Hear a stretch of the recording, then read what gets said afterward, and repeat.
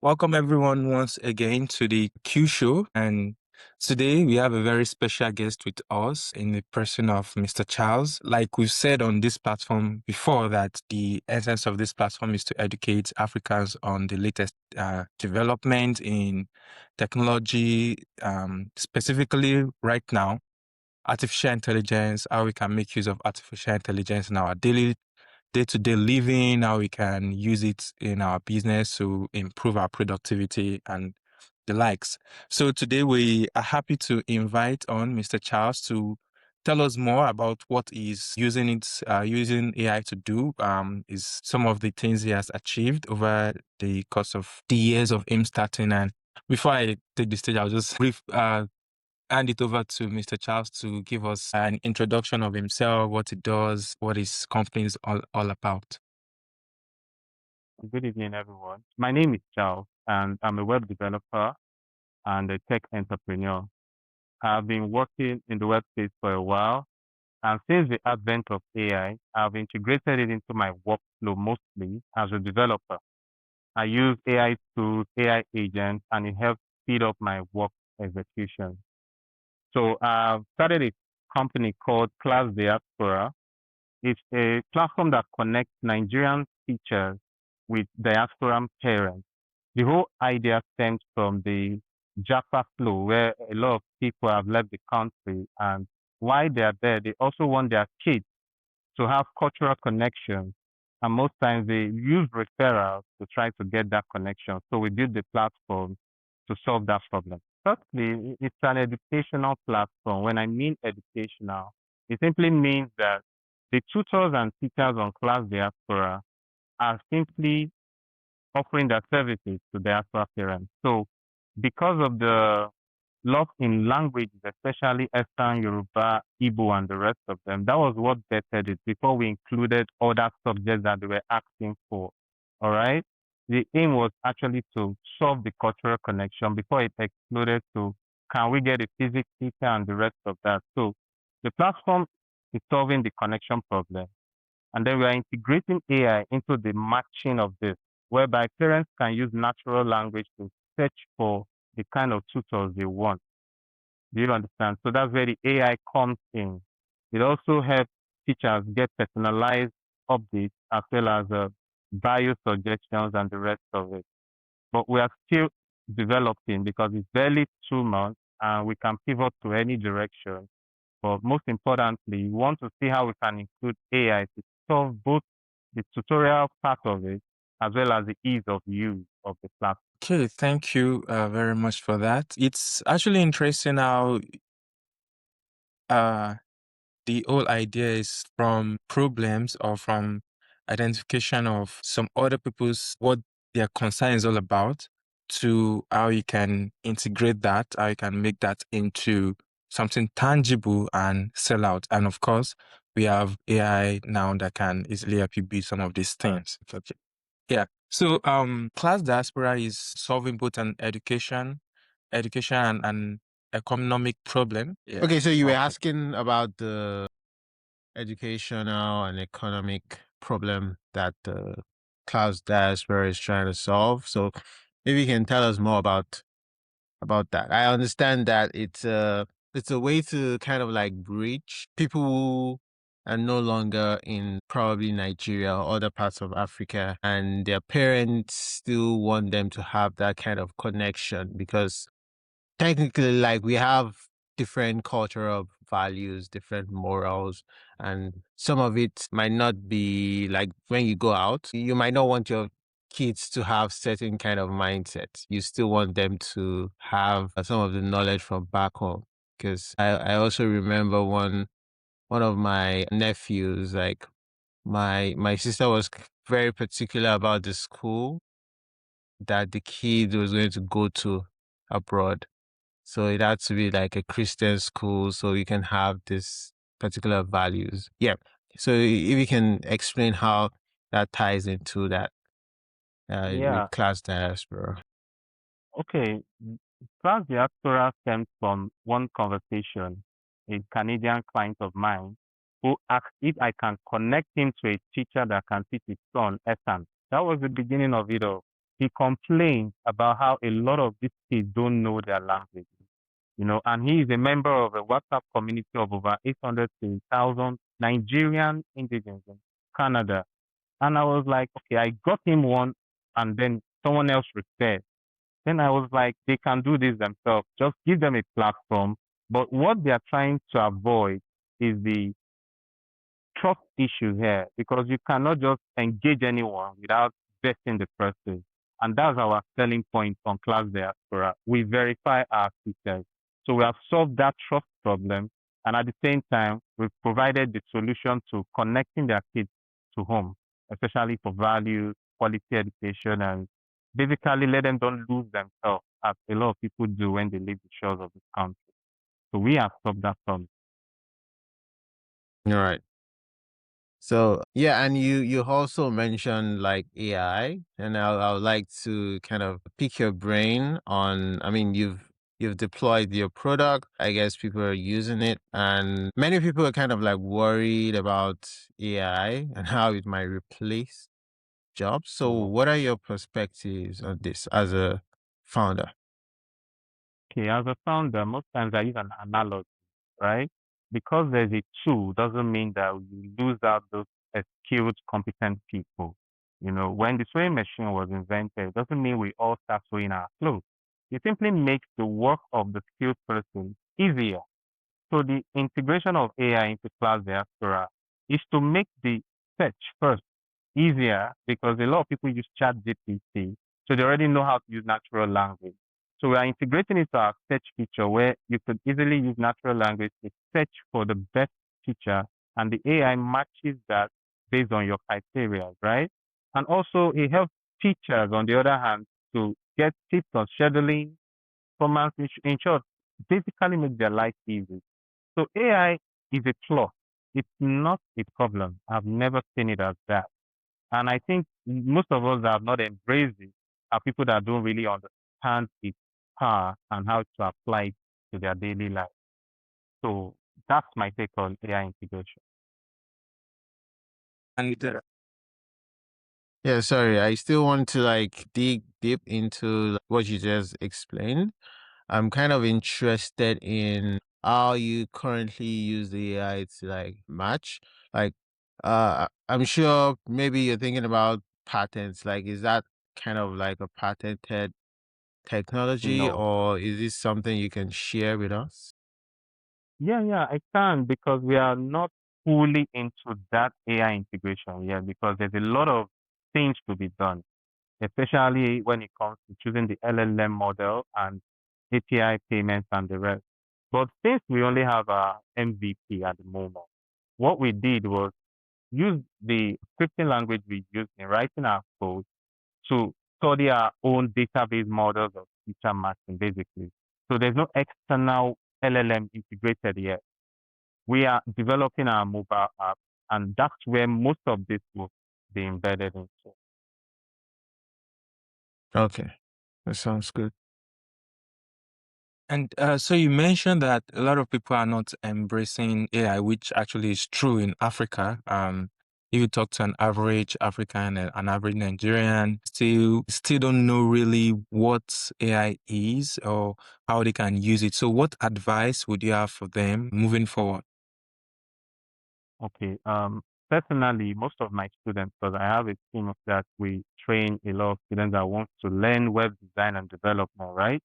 So most of them always ask this question: will AI replace coding or whatever?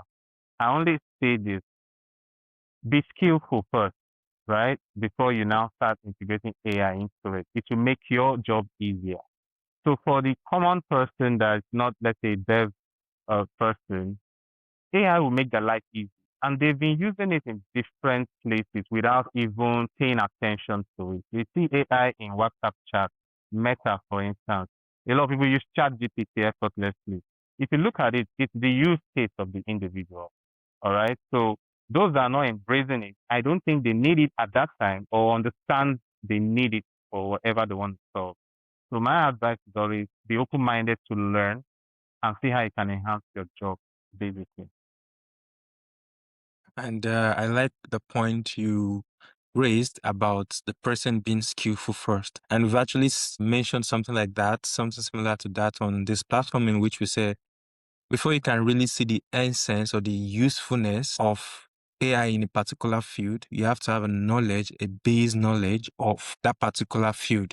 Like, for example, if you're not a web developer like you, if someone is not a web developer like you, it'd be hard for me to just use AI as much as you would use. Now I can go on any of the platform, or maybe can go on ChatGPT and actually just ask it, "Oh, design a website for me," and it does that, right? But when it comes to some complex tasks, when it comes to some integrations here and there, privacy and things like that, I become handicapped in using AI. Whereas for you, it will just be like as simple as as it can be because of the use of AI. So yeah, that points really strike a chord, which is that as much as people want to use AI for everything, at least for that field, learn the basics, know what you want to do, and then moving forward, use AI to further improve yourself or improve what you're coding. All right. So if I'm to go back to the topic of discussion, which is about class diaspora, I know we veered off a little bit talking about AI and the likes. So, what impact would you say that class diaspora has had so far? Yeah, thank you for that question. We had a kind of what will I call it now? A meeting with select teachers, select educators, and we use them to do some sort of product validation. And what they've said so far is that I'm solving a major need, which they know the need because most of these teachers are on the pay. So now there's a platform where they all just need to update their profile, boost their, CV in quotes, and then they put themselves out there and get jobs. So most of them have said it's a breath of fresh air. That's the reports we are getting. And for parents, they are concerned about trust and verified teachers. And that solves it for them, right? So most parents, like the few ones, because we are just starting, we have over 127 teachers so far, and 43 are verified. So those little numbers intend to grow, and from the embrace we've seen so far, I'm really, really happy that they are embracing the solution to the connection problem and then earning extra income while doing. All right, thank you for that. So if it's not an intellectual property, like the question I'm about to ask, if it is, feel free to decline to answer. So I'd like to ask, how do you go about verifying the teachers? At this time, I can simply say we have key personnel on board, but in the long run, we want to automate the process. But now we are using physical verification, right? Because of how small we are at this point.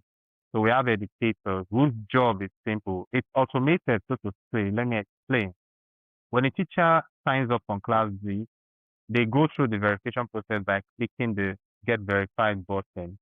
And after the flow, they get an automated email requesting certain information. It could be a video call interview or an audio call interview from our educators. Okay, so it's more like the way Kindle does when they want to verify you on Amazon Kindle. There's a video verification process which we take seriously. So we do that at this time until the numbers grow, and then we pivot to a direction that will make it automated, and then we might have a kind of proprietary flow for that solution of verification. All right. Okay, thank you for that. So moving forward, what do you think is the next steps for Class Diaspora? At this point, you're looking at building connections, partnerships. A whole lot of submissions have been going on since January everywhere, not just pre-funding, like active community impact for us as startup founders. And I've been privileged to get that from a couple of groups. And that connection has helped me to secure something that will stay out next week. I hope you will hear the good news in future. So we are speaking partnerships, connections, and trying to see how we can be more popular first in the circle where it matters, especially the teacher community. Okay, so that's where our core focus is. While still building the mobile app for user retention, which is something we want to solve. You know, a lot of people will not always come back to the web app, but if there's an app that's installed on their phone and they get notifications where necessary, there's a user retention advantage to that. So that's where we are at this time. We are moving towards that direction. All right, and thank you so much for that. If let me ask, so how do you envision AI, artificial intelligence, or some of this latest technology can help you in some of these processes? For example, in the verification perspective, how do you envision that AI can help you? Another example is in the growth, even as you're getting bigger and getting more grants. How do you envision that AI can really help you scale up and hire even more than what you're thinking? Thank you very much. Firstly, AI automation is where we are trying to move towards because when we scale and we have more teachers, obviously we can't handle the whole manual process. So we intend to use AI for a whole lot of automation sequence, especially verifications. This is our selling point, right? When we solve integrating AI to help in the verification flow, and then AI can also help teachers. A lot of teachers might not have experience on video calls and online tutoring, right? AI will help provide guidance, scheduling, and the rest of it. Basically, in the long run, AI will run, if not 50% to 60% of the entire flow based on how we scale. And that's something we are already working towards. So I believe the AI integration is going to help our own operational stance easier and also benefit both teachers and parents. All right. Thank you for that. And as a web developer and as a founder, what would you, what advice would you give to an aspiring founder, probably someone that has a good background in web development or is a software developer, maybe mobile app and likes? What advice would For you? me, I think the first thing is ask questions. For me, I think before your idea might be awesome, but do your part to know if people need that in the first place. That's the way I think about it. So as a founder or as a developer, if you have any idea, first of all, do your market research. See if it's something that people need. I will give you an instance where I started a fintech for cooperatives last 2 years. And from the whole experience, it's not what they needed at that time because we did a Q&A, we asked questions, we did our research. So moving forward, I always do the first thing is ask around, ask the people that use this thing and see if it's a solution they want. Well, yeah, I got the Okay. last part, and yeah, I'm interested in. I mean, you gave an example of how you validate your idea, and I think it is something I would also like advise new founders is not because sometimes it's not everything that is worth building. Something I Exactly. like to try to tell people like it might feel like the best idea, and sometimes it might be even be the best idea at just the wrong time. Like you're hired too early or you're just too late. So the timing as well, and yeah, some things are just not worth building at some times, and you have to kind of feel fast, like iterate. Don't try to make everything perfect before you launch your V1. Like push it out. Yeah. Even that pressure that you sometimes get from your customers would make you even want to do better because with that it's like even doing employing QA testers for free to test your idea Exactly. for you without they will be paying you to help you test your product basically. So Some founders wait until they have this ideal system before you launch. That will cost you a lot of money. Like if you're not, there's this saying that if you're not ashamed of your V1, you're doing something wrong. Like your V1. I remember back then when Piggy Vest, I think they used to call themselves a different name back then. Their app was not working, like for months, even years, it was not working, but they kept pushing. And now they're like one of the biggest fintechs acquiring other companies. So if your V1, if you're not ashamed of your V1, you're not doing something right. Because through that process, you get people to say, oh, this doesn't work. This works. Then you find out how the customers are actually interacting with your product. And then you use that to build something. So it's not going to be in your head, like you're just trying to make everything perfect. Then you'll be able to focus on what the customers actually want. So I'm tying that to your example that you gave of the fintech. In your head is a very, very good idea, but in real life, that's not what the customer wants. Yeah. You're right. You're right. There's this analogy I also use in the healthcare system where the nurses and doctors are used to the way they work.